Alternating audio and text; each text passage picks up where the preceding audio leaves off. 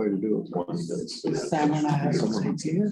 It's very So I'm close. going to have another independent citizens So there is- candidate. It will be work for Jimmy. Yeah. So There we are. All right, excellent. All right, and welcome everyone to the joint meeting of Waimariro Whenua Mai Māori Herwood and Waipuna Horswell Hornby Riccarton Community for the 4th of July 2022. And I will open this meeting. Oh, where's the where is the clock? Is it 5:02? Thank you very much. At 5:02 p.m. So with our first item on the agenda, we have apologies. And I believe we have an apology for Sam McDonald and Catherine Chu. And are there any other apologies heard for today? No? Just the departure at 6. Oh yeah, possibly an early departure for Linda. Okay, Happy to move. thank you, David. Any seconders? Oh, yes, Mike. Yep, thank you. Seconding. All those in favour say aye. Aye. Aye. Any against? Carried, great. And moving on to item number 2, there are no declarations of interest. So we move on to item number 3, which is deputations by appointment, which there are none. And then moving on to item 4, confirmation of Riccarton and Fendleton Christchurch Regeneration Acceleration Facility. So CRAF craft program, and I believe we have our presenters in the room. So if you would like to come to the table, that would be wonderful. And please, it would be great if you could. trying not to. It'd be great if you could, if you could introduce yourself. Certainly, It might even be helpful if we wanted to, if you want to introduce yourself, and then we can do a quick fire around the table as well. That would be great. Sure. My name's Kelly Griffiths. I'm the project manager for the CRAFT program. And just before we start, I'm also going to just introduce Alexandra. Alexandra is a new project manager in our team, and she's going to be delivering the CRAFT program for your area. So it's good for her to come along, the name to a face, and just so you're aware of who's going to be doing the work for you. Hello, I'm Jacob Bradbury. I'm the manager of planning and delivery in transport space. So this sits within my portfolio. Bill Gumwood, an engineer at Oricon, just helping out with some of the design work, I suppose. Chris Joyce-Sherman from the Council Tech Services and Design Team. So I've been involved in the assessment for condition of roads, so that side of it. And build problem. And we'll keep going around the table if that's okay. Mark Peters, community board member for Hornby. I'm Aaron Jones, board member for Field. Mike Moore, the chair of the board, the Waipuna Hornby Riccarton Community Board. Andre Ball, community board member for Horswell. David Cartwright, Field Board. Mary Ann Lomax, community governance manager for Fendleton Mai Māori Herwood. Bridget Williams, chair of the Fendleton Mai Māori Herwood Community Board. I'm Aidan Kimberley on the community board advisor at Fendleton. Jason Middlemas, Herwood Community Board. Linda Chen, Herwood Community Board. Mike Wall, Waimari Community Board. Shirish Paranchpe, Waimari Community Board. I'm Faye Collins, I'm the board advisor And I see you at the back. I'm the governance manager. And we've got a few people online as well. So I will throw to Jimmy. Do you want to introduce yourself? Jimmy Chen, I'm the councillor for the Hornby Ward. Good to see you. Thanks, Jimmy. And Helen?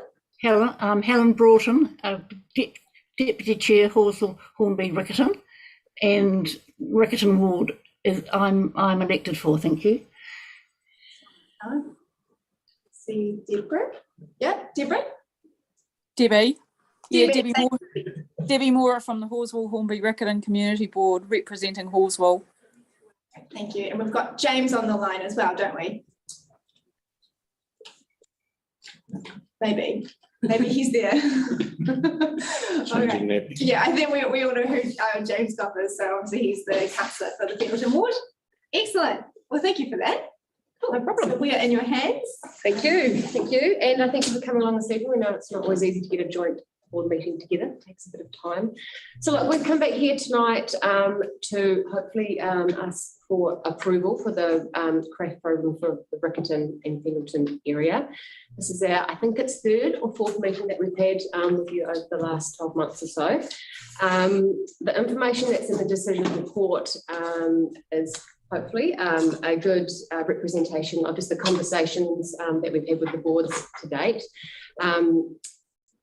In previous meetings, the boards have given us a really good indication as to what your priorities of work for the craft area. In the last meeting, we talked about a program that roughly contained around 70% condition work and about 30% safety and access improvement work. The boards told us last time that you had a real focus on improving the condition of the roads in the areas, a real focus on cycle and pedestrian improvements, and also a crossing facility at the El Nor Mosque. The only real difference in the program that is in the decision report from what we had previously discussed is we had previously talked about providing a signalised crossing at the Whanganui School on Matapo Street. I know that the board had a really strong desire for that. But since then, the South Express cycleway has been implemented. Through the South Express, the project team, they did quite a lot of engagement with Whanganui School, and they said that they were happy to remove the existing Kia crossing that they had outside the school because there was going to be a new signalised pedestrian crossing at the Elizabeth Matapo Street intersection.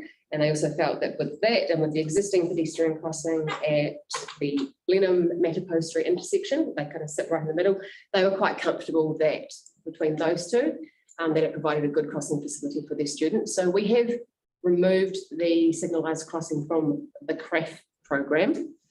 In the report, we mentioned that, as you will all be aware, that construction costs have really risen over the last 12, 18 months. And so instead of introducing a new project into the program, we thought it was probably best just to leave that money sitting as a contingency in case we need it for any price increases for the work that we do go ahead with. If we get to the end and there is leftover funds, well, look, there's plenty more work that could be done. So we're quite comfortable. There's plenty of places to spend it, but we just don't want to overcommit ourselves when we're not sure what the price of this work is going to be. We don't have as much certainty in the price of this work as we did have.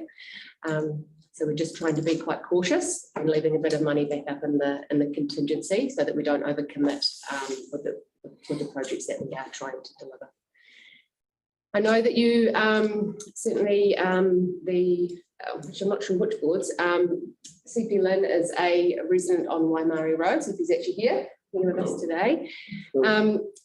About this time last year, CP contacted the council and he asked if we could get someone to come out and just have a look, just walk Waimari Road with him and representatives from the Foundation for the Blind, just so that we could see the challenges that blind and vision impaired people and also people with other disabilities face in the Riccarton area.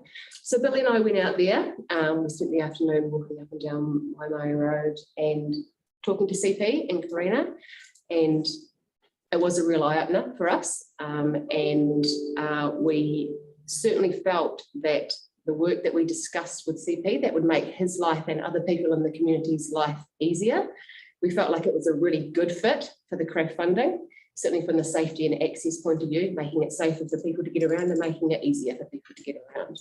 I know that since then, CP has come and spoken with the board and just kind of let you know that, what the work that he would like to get done. So we have included that in the program, and yeah, it was very, Billy and I certainly found it very humbling walking around with CP, and we felt very lucky for the things that we get to take for granted, and we would be very, very pleased if this work on Waimari Road could be included in the CRAF funding today. That's about it for us in terms of notes. Look, we feel like there's a really good mix of the condition and safety work in the program that we're proposing here. We feel like it really meets the intentions of the CRAF funding. We know that Bradshaw Terrace has been a priority for the board for many, many, many years.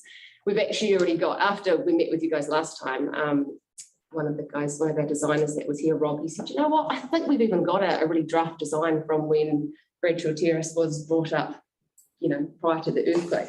So we've dug that out. Yes, we need to obviously go and make sure it's up to date. But I remember. yeah. I think the council even went out to consultation with it. So look, there's certainly it'll be a really good one to get delivered, because there's certainly an expectation in the community that work needs to be done. So that would be good to get that one ticked off.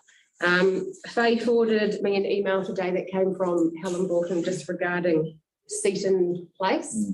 I'm not sure if you've all seen that. Helen was just asking about why it was a restoration. What we were proposing in the program was a restoration, not a rebuild. So Chris is my technical man. So we had a conversation with that. So Chris, you're probably right just to. Yeah, so condition wise, I think to be fair to say that the Cuban Channel is the worst feature of Seaton Street. And unfortunately, to replace the Cuban Channel, we need to actually pull out part of the footpath as well. So a replacement of the Cuban Channel brings basically a new footpath with it. We may be able to recover some of the base of the footpath, but I think it's fair to say the footpath is very narrow as well. So we want to try and widen out to our 1.5. So it's not quite a rebuild. There's a very narrow carriageway like it is. There is a possibility that we'll be able to do a shoulder mate-in from the Cuban Channel rather than a full dig out of the carriageway itself. So that's probably why we've labelled it as a restoration rather than a full rebuild. So it will come down to what our investigations, test boards show as far as that middle of the carriageway goes. So hopefully we'll be able to get the new curve up, the new channel up high enough so that we could even put what we call a granular overlay over the top of the road, so give it more depth of pavement and get a new seal on. So when we talk about a street rebuild, often we talk about things like narrowing the road to reduce speed. Well, we already know that. I think when Chris and I looked at it on, we mapped that it's already about 6.5 metres wide. So it's a really, really narrow road. And another one of the features of a rebuild is, or a renewal, is often landscaping, new trees and new berm, and there's absolutely no room down there. The footpath is very narrow. So we could never label it as kind of a rebuild because there just isn't the space to do what we would normally do in a rebuild. But Chris was quite confident that we would certainly be able to do the Cuban Channel and certainly some of the footpath as well. So hopefully that would kind of fulfill the needs of the concerns that Helen had. Oh, Helen, are you there? Yes. Yeah. So just based on what staff was just setting out then, does that satisfy your query that you sent through this afternoon? Oh, look, I didn't really hear it actually, so I wonder if they could say again briefly. It's Seaton Street. Why is it not a rebuild? I find it in terrible condition. So just a simple answer, please. Okay. Helen, I'm happy with what they're saying, so yeah, if I was you, I'd be happy. Well, if they could say it just very briefly, yeah. Sure. So Seaton Street is a very narrow road. It's about 6.5 metres wide. So normally for a rebuild, we would include things like narrowing the road. I see. We can't do for Seaton. We don't need to do for Seaton Street, and we would normally also include things like landscaping, so new berms and trees. And there is no room down there for either of those. But we have our technical designer here, Chris, who's confirmed that by replacing the Cuban Channel, we would likely be able to also have to replace the footpath as well. Oh, good. No, it's particularly rough down there. It is. We had a look at it on WebMap this afternoon, and yeah, it's a pretty bad condition. So it's a good one for Craig. Okay, thank you. So she's written what she wants, a different name. That's right, different name. Yeah. So that's certainly all the notes that we had. So happy to answer any questions or any concerns. All right. Any questions? So in terms of setting the contingency fund, yeah, and the revised pricing, etc. Will it be like a moving scale that you have done the projects, you still have money in the bank, you will take the next one and so on and so forth? Yes, yep. So what I think we'll do, so this is, when we first started talking with the council and the community boards about CRAF, we had a level of confidence in the estimates that we had done, that staff had done.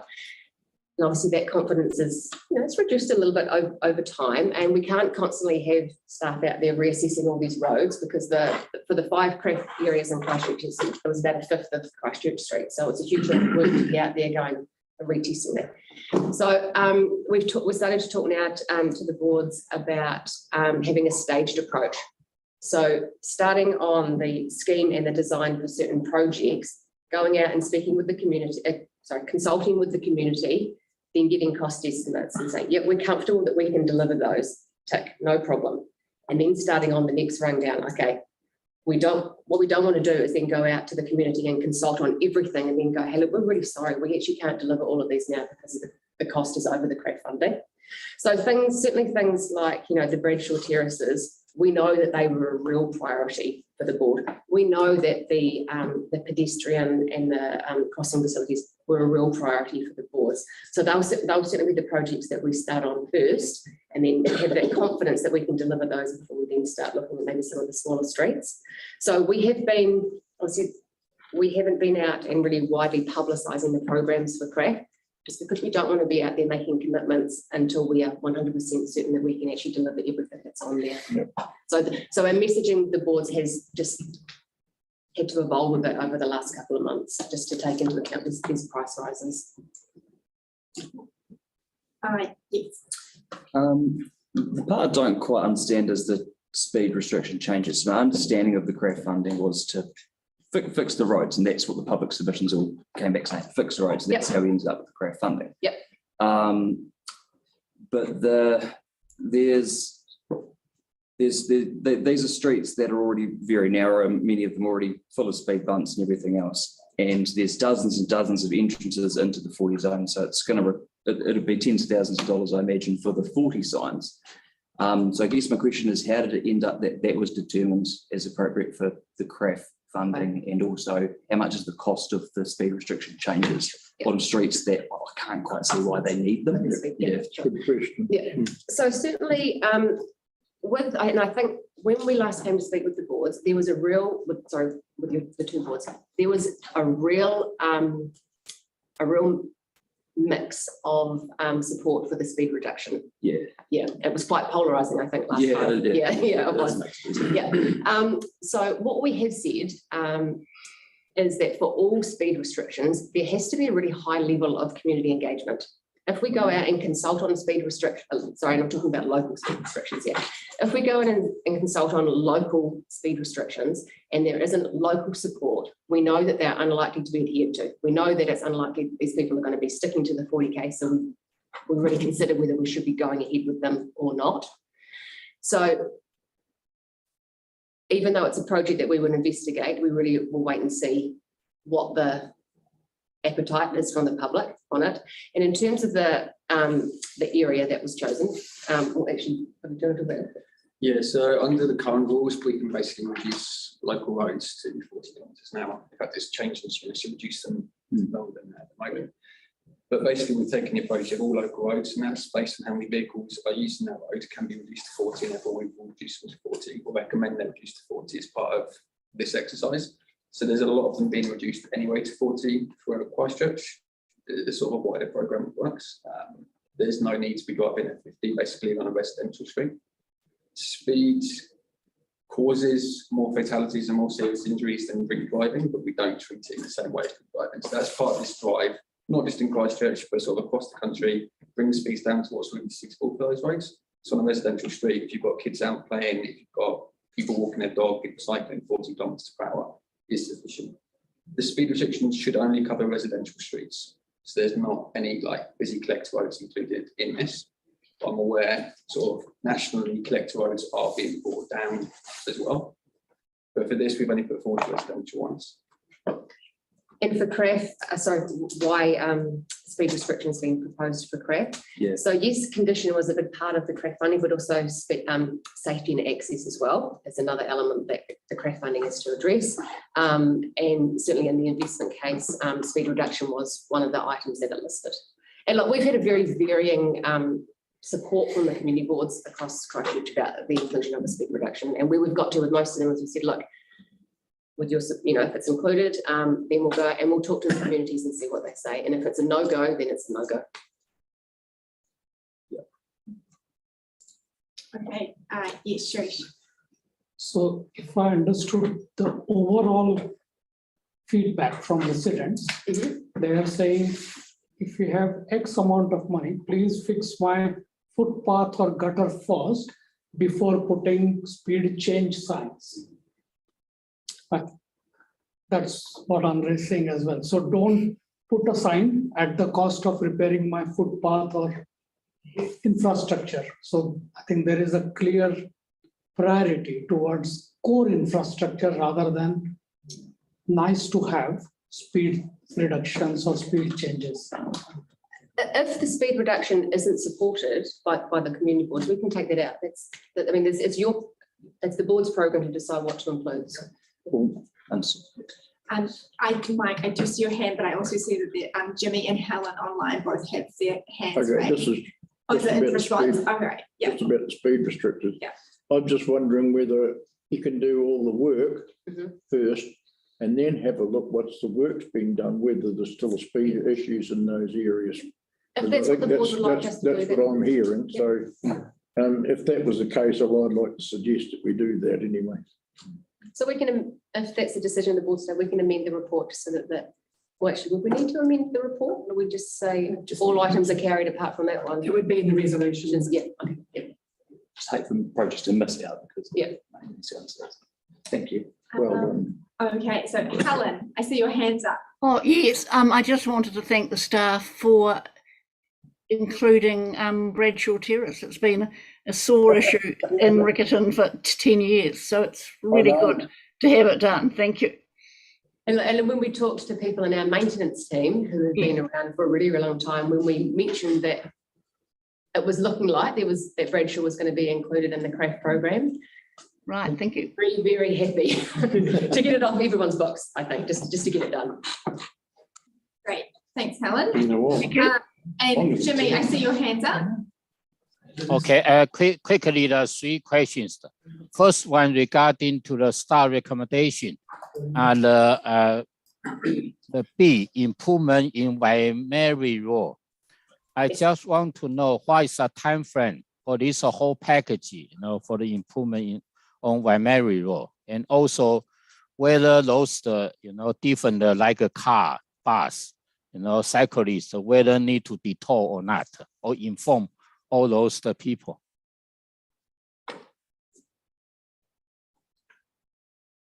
Could you just repeat that, Jimmy?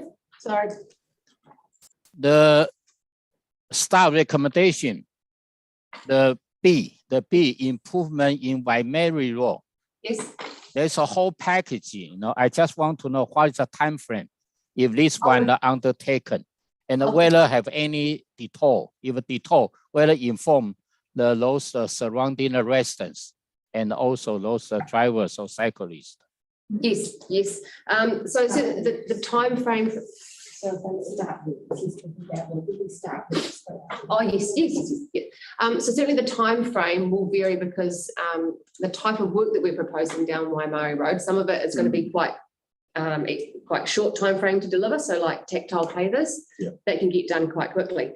One of the projects that we are investigating is the need for a signalised crossing at the Bush Inn centre. So obviously the delivery for that will be quite longer. Will be quite a bit longer because we will then need to go and do our own investigation as to whether there's actually a real need for that or just a perceived need. So it will be quite a staged delivery, Jimmy, but like with all of our other projects, we will consult with the community just like we normally would. On all of the craft projects, there will still be consultation with the community just like they normally would. The process for delivering these projects doesn't change just because they're under craft. It's just how we've got to this point is a bit different. How we've got to the inclusion of the projects in the program is a bit different. But once the program is approved, then we just go into delivering them with Alexandra, just like we would for any other project. So we will be consulting with the community and we'll be bringing them back to the boards for approval, just like we normally would. Okay, thank you. Second question is regarding to the star recommendation G. The street rebuild of Walker Road place, particular, from the Dean's Ave to the end. I just want to know, after the street rebuilt, whether it will be the marking the parking places, because a couple of weeks ago, the residents particularly make a deputation at a community board, Hoswell Hornby Rickton Community Board, the meeting, because there's a high density population residential area, shoulder of on street parking place. What do we normally do, Billy, in terms of marking up parking on local roads? Wouldn't usually, unless the community board has asked you to. If the community board asks you to, you can do it. There is a question that will be going to staff as a result of that. The person who made the deputation's son's just brought into that. He happens to be a Selwyn district councillor. Yeah.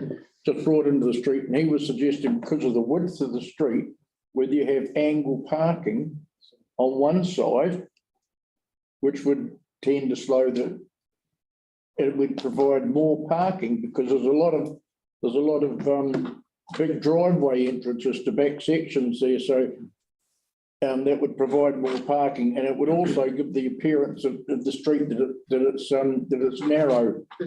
So yes. I just wonder at this point in time at this meeting, just to portray that to you, so you've got that, because that's coming from our community board to get you to have a look at. So that request has been gone through, but it's gone through to our local engineer. Yeah, Gotham. Yeah. Okay. So you'll be able to get that from that deputation or that information. Yeah. All right. Yeah. So what would we do in that instance, Billy? We would just have to investigate. Put it into the through the delivery of the project, we would investigate that. It made a hell of a lot of sense to us anyway. Yes, it did. No problem. We'll make a note of that. Just for application, that's your design work. Just that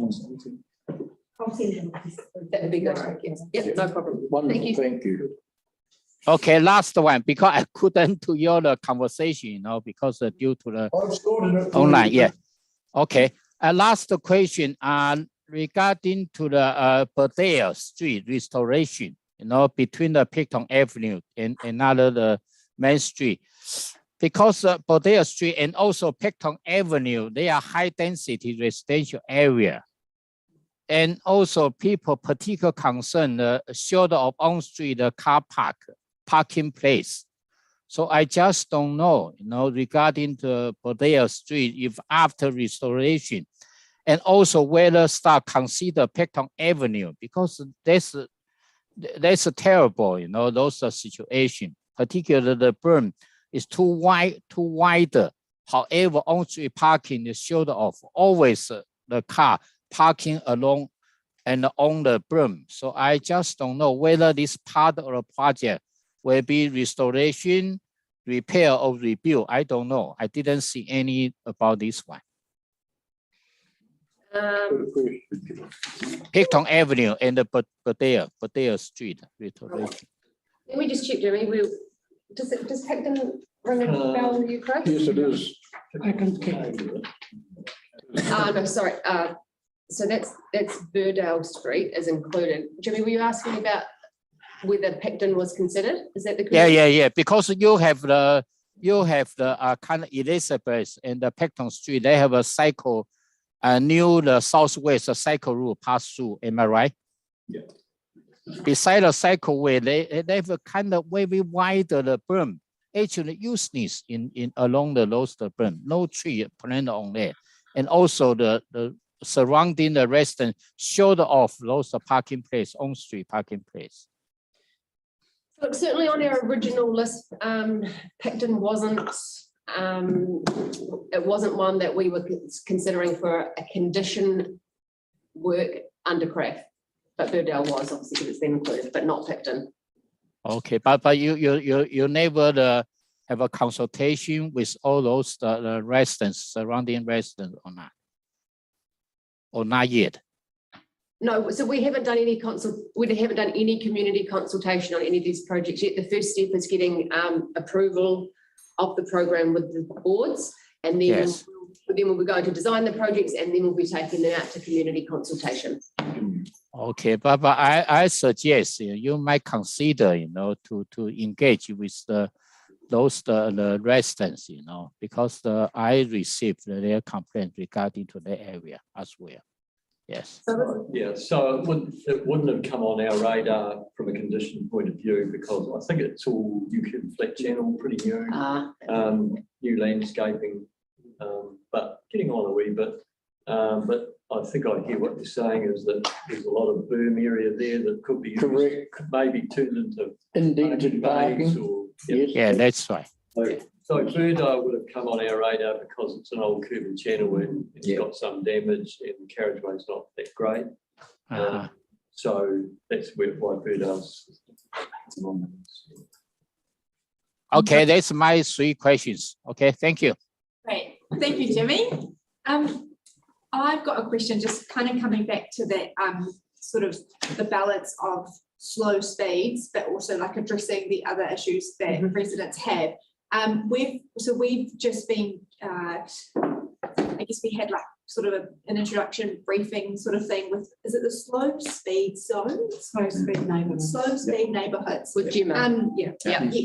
And I was just wondering, will there be, I'm assuming you're talking with each other. Yes. Yep. So when the situation happens where, there's the need to reduce speed, but if they could cover it, maybe that's not the right language. I know what you mean. You know what I mean? Like, Yes, I what do. does that look like? Yeah, so Gemma and I, we are in the same area. Yeah. And so she is aware, her team that's delivering the slow speed neighbourhood program, and has funding from NZT, from Wahikatai.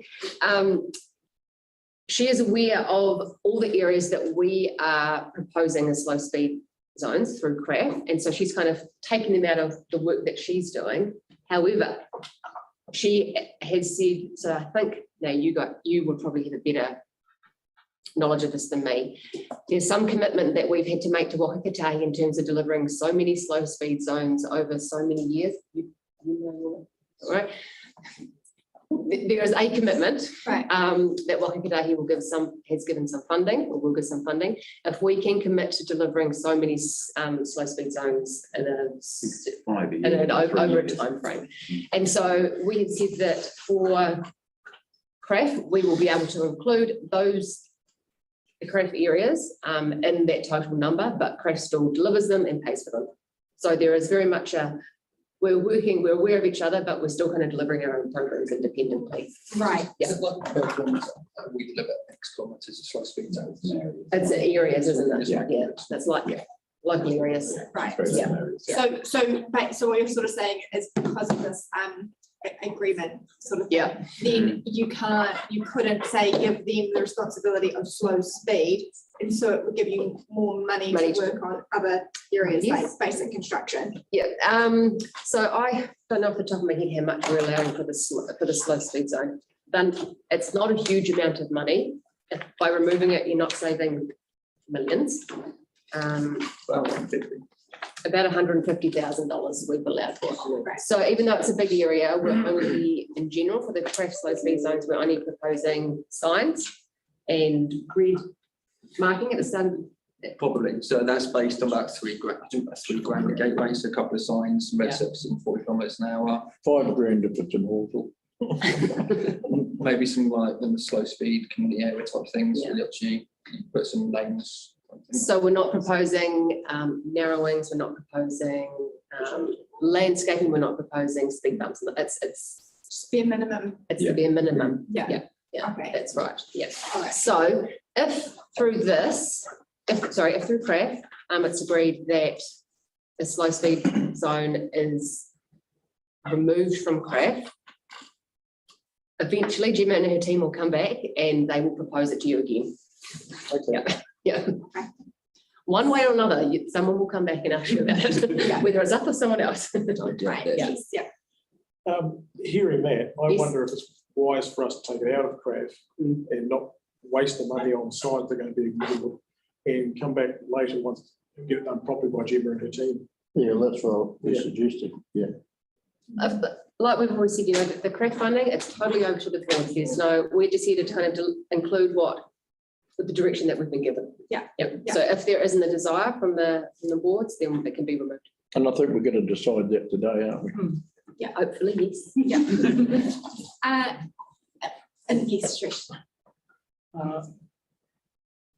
Coming to the challenges for the visually impaired, Mhm. I can understand one example has been picked up and researched, but I fear that there will be many such roads which offer similar experiences to those who are impaired. Yes. So what are we going to do about them and how? Yeah, and look, as is often the way, what's the saying? The squeaky wheel gets the oil. And CP is lucky that he asked the right question at the right time. And we are the oil that hopefully can provide that. And look, as we were walking around, as Bill and I were walking around, and CP and Karina were pointing out just the things that we, like I say, we take for granted. You could apply that to every road, any road and every road, here and everywhere. And that was quite disheartening, you know, to acknowledge that, yes, you know, recognise that. But I guess we just have to concentrate on what we can do. And there's never enough money to do everything, so something is better than nothing. I guess that's how we just have to try and look at it. You are doing more than just one road though. So the other tactile paving that we're putting in, on other roads, all the pedestrian refuge islands, they'll have all the tactile paving, the design standards. When you're doing street rebuilds, you're making level footpaths, which is really important. People blind and partially sighted, you'll be doing the tactile pavings for them as well. But there'll be a lot of other upgrades for people with a range of disabilities. But the CP Games had said, why my road's a real issue for us, and it is an important road. So it's not just going to be an issue for him. Or, yeah, let's put this in. And is there a mechanism for the learning out of this process to go into where new roads are being built, you know, new subdivisions in Hallswell or Papanui or Harewood or wherever, that we do it from day one, rather than somebody having to take you on that journey. And ask the question, yeah. So look, certainly in Christchurch, Karina Duke is, so CP, what's her title at the Foundation for the Blind? I'm not sure actually, keep on changing all the time. Yeah. But I mean, would I be able to speak? Yeah. Just briefly? Is that okay? Yeah, and Is that's that okay, fine. Richard? Yeah, no worries. So, Steve Jobs, when he designed the iPhone, from the beginning, he said, this has to be useful for everyone, not just for people with 20/20 sight and with very dexterous fingers. Everyone has to be able to use it. And he designed it with that principle in mind. And now I have an iPhone in my pocket, and I can just buy any iPhone from the shelf and I can use it. And if you've got other disabilities, you can use it. Whatever condition you have, you can use the iPhone. And that is what we need to do in road, in anything that we design. We need to design from the beginning where we have everyone in mind. So Waimari Road is just not just for me, it was for Catherine's grandmother who cannot cross the road because it's too busy. People with prams cannot go down the ramp because the ramp is not there, and so on. So if it's good for a blind person, it's also good for people with prams or people in wheelchairs. And the population is getting older. And Waimari Road has a lot of old people living there, students as well, university students. And when they are drunk, they are not as good as what they think. and so they can run across the road, yes, but when the car is going at 80 kilometers per hour, you can't cross fast enough. So that's what I have to say. If you design something, you design for everyone, and then everyone's happy. Thank you. It's really lovely to have you here, actually. Yeah. So CP, is it? Yes. Yeah. Thank you, CP. Yeah. And when we were out with CP, it was, you know, my simple things that CP and Karina spoke to Billy and I about that we just never considered. They said, you know, electric scooters and electric cars, you know, they're great, but we just can't hear them. You know, we're used to being able to hear a car or a scooter or a bike approach, and now we just don't hear them. just things that you just have never even thought of. But sorry, getting back to your question, Trish. So look, the Christchurch branch of the Foundation for the Blind, Karina, she is dogmatic with us. Every time that we do a public consultation, she is on our list of stakeholders. So every consultation that we do for a new piece of road, a new any upgrade, it goes to the Foundation for the Blind. And she is extremely proactive. Everyone at council knows her, and she is always advocating for people in her care and making sure that the work that we do, that it includes things like tactile pavers. Certainly in my time since I've been at the council, they are just they're non-negotiable now. We put them in at every intersection, we put them in at every crossing, and I'm guessing they're probably in standards and guidelines. I don't know if they're done on new developments. Like I haven't done much development work in Christchurch, but I live out in Breville, and that's new development. No tactile paver. Live in Premalton. Yeah, a long way out, man. But it's like 20 cut downs. Not a single one is tactile paving. Like it would have cost you maybe what, 40k. Yeah, that's it. Things like that, they're not expensive. Pretty much. I thought ours are now. So we got shown an audit recently, and they were all there. They still weren't perfect. But the footpath cut downs, I might go better than 99% of what we got, but it still wasn't perfect because there's a little lip at each side, but they all had tactiles. It wouldn't take much to check. Yeah, but we do. I guess, like every council, we're learning. We're evolving, and it's becoming. We have more awareness of it than we used to. Yeah. Well, thank you. No, that's okay. I will just be waiting for the time when she tells us that council is proactive, rather than we saying that they are proactive. And she tells us that we are proactive, I think that will be a good day for us. There is a review of the infrastructure design standard coming up, a comprehensive review. It's due for one, so that's coming up shortly. There's going to be opportunity to get a lot of this stuff updated in it. So, there's already a submission about some Cheeseborough about the scooter situation on footpaths. So that's going to have a bearing on what we do with footpaths. Not to sound a little negative, but I don't think we'll get there because we don't employ enough disabled people, and society doesn't. And when you go and build a house and there'll be a lip there, and if the aluminium company employed some disabled people, they would have just said, hang on, what's going in there?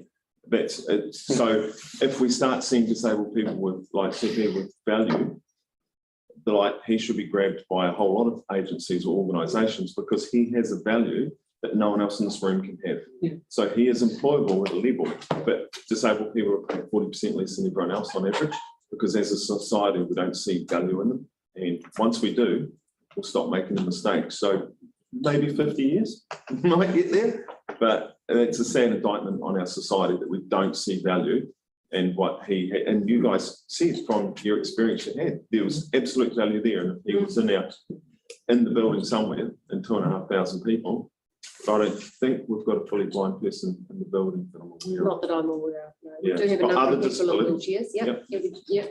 But no, not that I'm aware Why of. couldn't it be on a tick box for any developments at all? Because you've got consultation, all those things, but you haven't got a visually impaired box and a disabled box. If we had that on every report, well, then that would have to be considered at the time. I don't know if this is the answer, but I'm guessing it's just how far do you then say, I'm trying to think of some other examples as well. I'll just think of these ones. Yeah, I guess it's, I'm not sure. Jacob, as the new manager of planning and delivery, would you like to comment on this? But no, I mean, it makes sense. It It does make sense. Yeah, it does. It totally makes sense. It totally does. Consenting it have been trying to do it. Right. So someone that's in there knows all of that stuff and would do it. But we've got to just see it as a value in these people as next. Why can't our community boards get together and formally suggest that the council do that, and then it'll be on a process to actually. And a become more, the I guess it's a reality. more formal way of requesting it than Okay. doing it on a project by project basis. We'll make that happen, will we? Yeah, well, I mean, CP, you might have a few jobs coming your way. Permission to speak. So I'm really encouraged by what I'm hearing here, because it really is. So one of the interesting things I always thought is, if you are designing something, a building or any public space, it would be an easy thing just to get the chief engineer blindfolded and say, right, go from here to here and see if you can get there without falling over. Yeah. Or get someone in a wheelchair and say, I want you to go from this place to this other place, and let's see how you do it. Correct. And if they can do it, well, good on them, because they designed it well. But if they haven't, well, then it's not good for everyone. You know, I make wine as a job, so I probably don't have enough time to do the other stuff. But I mean, I'm definitely happy to contribute. You know, if you ring me and say, what shall we do with this or whatever. And I do have engineering background as well, so I do understand these things. As designers, we've actually had a session with Karina. We had a 2-hour session years ago now, and she brought various items of equipment into the city council building, and we went out from there in wheelchairs or on crutches or with impaired vision, and experienced it all. And I can assure you, as designers, we are aware of a lot of that stuff when we do our designs, and we endeavour to Carolyn crossings right, make it a bit easier. Yeah. Carolyn Potter's been, all her time as elected member, she's been raising that every opportunity she can get. So she'd be really, really pleased if she was here today and heard us talking about this issue. Yeah, and she's, that board has spoken to us a lot about, you know, the camber on roads and gradients and driveways and cut downs. So yes, I know that's a real passion of theirs. And Karina's really good too. She, during construction, quite often get her out. So we do a tactile paper set out. It's a little bit tricky or a bit different, and we get her out there. She can. So she's really happy to do that. She's great. She's very, very, Karina's very, very engaged with certainly the work that we do, working with us to try and get a good result. Yeah. Can I'm just coming back to the report. One of the, and I'm sorry if this is obvious and I missed it, but so some consultation has been done. Yeah. Talk me through with, like, what's that? What are you going to do with that? Sure. Yeah. Because I mean, we don't want residents to have been consulted on. They give specifics, and then what will that look like? Is that then we're going to go back to them and actually, you know, feed their ideas into a plan? Sure. I'm quite keen to know what that. Sure.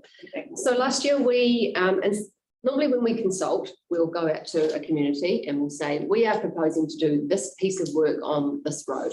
So quite specific, normally by the time we're going out to public consultation. Let's say we're doing a street renewal. And so we're saying, we are proposing to do this in the stretch of road, excuse me, in this time frame. Tell us what you think about the detail that we have put in this plan. So quite specific at that point. When we consulted on this, we were very aware that we had a lot of engineer knowledge, the engineers that walked around the streets and said, these are what we think the problems are. These are where we think the issues are that need to be addressed. Excuse me. We were very aware that if you live in the community, the problems that you see, or the issues that you think are a problem might not be the issues that, say, an engineer might pick up in the area. So we were very aware that we were missing that, what we call local knowledge. So when we consulted with the community, it was a more generic consultation and we called it Way Better Roads. So CRAF, Christchurch Regeneration Acceleration Facility, hasn't been kind of socialised with the community because A, it's a real mouthful and it's really difficult to say. And it doesn't really mean anything to people either. So we called it Way Better Roads, and Way is kind of just the new council kind of way of consulting. And so we were quite generic. We had a map of all the 5 areas. And we asked people to, I think we had 7, this is retesting my memory now. We had, I think it was 7 different topics. So it was things like speed, Billy, give me a hand here, landscaping. Cycling, pedestrians, public transport, crashes and MSs, streetscape.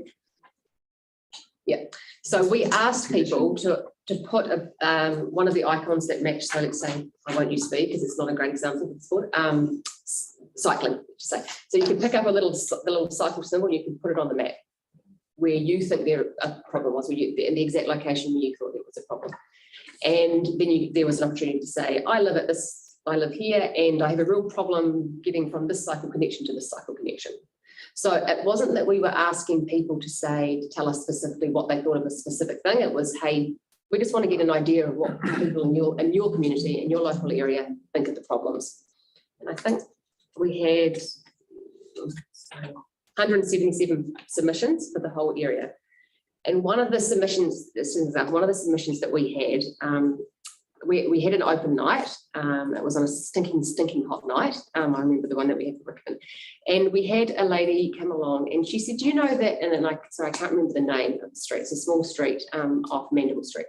And she said, did you know that there is a disability advocacy group that has moved into this street, and there's no footpath down there? And she said, pardon? Leslie Hills Drive. Yes, it is. It's Leslie Hills Drive. And she said, I watch people in their wheelchairs and on crutches, probably vision impaired people, trying to get to this business, and there's no footpath, and they're having to walk in front of oncoming traffic. And she said, it really scares me. And we said, no, we didn't know that, because how would we, by going out and actually just looking at the roads, how would we know that? And so one of the projects that we have included in one of the programs here is putting a footpath on that section of road. So it's not that we asked for specifics on, it was more just, please tell us what you think the concerns are in your area. Yeah. So that was how we consulted. Right. And did you, in that consultation, did you tell them that this is just we're doing some blue sky thinking. Blue sky thinking. Yeah. So there's nothing. We weren't making any specific commitments on any piece of work or any piece of road. It was just, we've got this fund, we want to make sure we use it in a really productive way. Please come and tell us what the issues are that you see in your area. Well done. Yeah. Okay. Cool. And then and from the consultation, yep, that's where we are with the resolution, or what we might or may not. Yeah. Yeah. So in between that, we kind of boiled all those, everything that our engineers have picked up, and then all the community submissions that we received as well. And when we came back to you last time, we kind of said, here's everything. And we prioritized everything on priority 1 to 5. And through that process, we kind of worked with the boards and came to this. Yeah. Yeah. Okay, great. So any other questions then? No, Helen, Jimmy, Debbie? Oh, I'm fine, thank you. No? Okay, great. All right. Oh, I have no additional question. Thank you. Thank you, Julie. Okay, so then if we move to, this is the item. So we've got the recommendation in front of us, and from the discussion that we've all had, are we in a space to make changes to it? We're going to remove the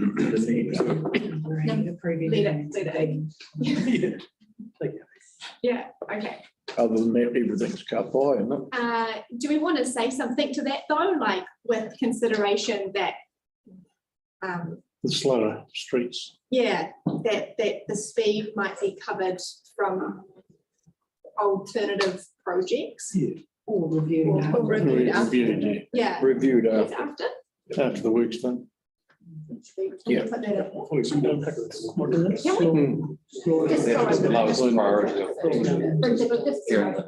Oh, noted, yeah, we can do that offline then. Well, we just note that the board's thinking around the other opportunities, strategies, and yeah, kind of thing.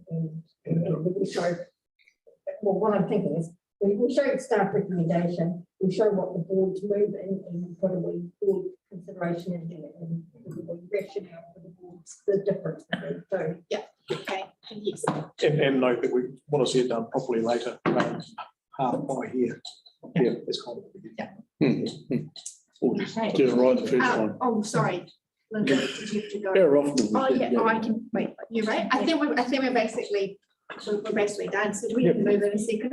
Yes, all right, so move it, okay, sorry, and Mark, thank you to Mark, seconded. Shrek? Oh, Andre? Everyone from each board. Let's keep it here, shall we? So 3 questions. Okay, straight. So second. All those in favour say Bridget, can you put D separate as well? D separate. Yeah. What do you mean by separate? Sorry. I just vote separate. Oh, Separately. voting separately. Okay. So then just to be clear then, this is the what we're moving currently. Is it? So everything's been moved, but. He's out. Vote on twice.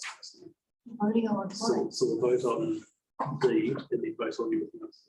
Okay, Or the other way around. so right now we'll vote on D. Is that how we should do it? Yeah? Okay, crystal clear. Okay, so right now, voting on everything for D. So we had a mover, which is Mark, Sharish to second. All those in favour say aye. Aye. Aye. Any against? No, I'll say no. Thank you. Have my vote recorded, please. So you are against, Helen? Against, thank you. Against? One D. That's Oh, D. this is for D. Oh, Helen. okay, Same. okay. I'm on, are you on E or D? We're on D. D, no, I'm fine with D. It's fine. Tell her he's out. So, yeah. So Helen, E is out. So I'll just make it really clear again. So we're just moving item D here. And we had, so Helen, you're comfortable with D? Yes, I'm comfortable with D. But Aaron, you were against? Yeah. Can you want to Would you explain like that why? noted? So, Would you like that noted? no, 1 minute. Okay. Do you want to explain why, Aaron? No. Okay. All right. So all those in favour say aye for D. Aye. Aye. Aye. And then against? Aye. Aaron? Okay, so that's carried. And then moving on to the remainder. Excluding. Excluding E. All those in favour say, oh, sorry, we need to move it for that. No, it's been. No, it's been, okay, great. So all those in favour say aye. Aye. Any against? I'm probably against. So Against. Helen, Helen, you can't be against it, otherwise you get you'll get, yeah. I'm in favour of speed restrictions, and I don't mind doing it on an area basis, so. Yeah. So Helen, I just want to reiterate, we have taken out E, so that shouldn't be a concern. That shouldn't be a concern for you. So we've taken, can you see the screen in front of you? No, look, has it gone out because staff asked it to go out, or is it the board's doing this? The board's doing this. So we've taken out E, which speaks to an area-wide speed restrictions. We've taken that out. Yeah. Is that clear? Yes, no, I'm probably in favour of it, actually. All right then. Okay, cool. Okay. So then we'll do it again, since there was a Mark and Sharish had already moved to second. So all those in favour say aye. Aye. Aye. Any against? That's myself. Helen, you're not against it at all. Helen,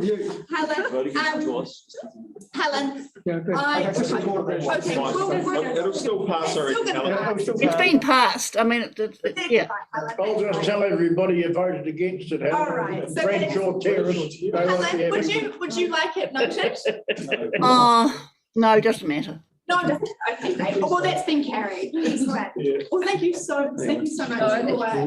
Look, it's been a really interesting, the whole process of being to this point. CRAF was quite a different way of delivering, and certainly working with the community boards, it's just a different way of how we normally do things. And we've learned a lot, and it's been very interesting. So I do appreciate the board's patience and perseverance as well. It's been very good. Well, we really appreciate all your effort on this, and a special thank you to CP. Thank you so much for coming along. Thank you. Okay, thank you. Thank you, everyone. Thank you. Thank you. Thank you. Okay, so I will close this meeting. Thank you very much. Thank you, guys. See you. Thank you, Bridget.